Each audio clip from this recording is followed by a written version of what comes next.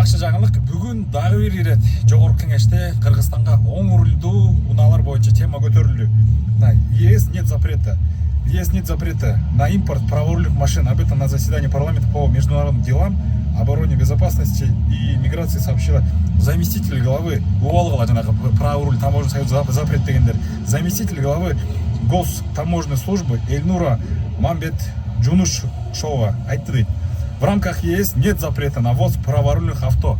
Это позиция, запрет боюнча нашего министерства внутренних дел. МВД, эмнеге силер каршы болуп атасыңар? Элдер сонун машина кирип жүргөндө. Ошону түшүндүргүлөчү, эмне үчүн силерге же Россиядан же бир жактан ушундай указание келип атабы? Кыргыз эли жакшы машина айдабасын деп. Өзгөрдүң деле кызматкерлериңер жарымдан көп оң рулдуу айдап жүрбөйбү мына Бишкек шаарында деле бүт райондуу ОВДларда деле бүт стептер жүрбөйбү праворульный. Эмнеге?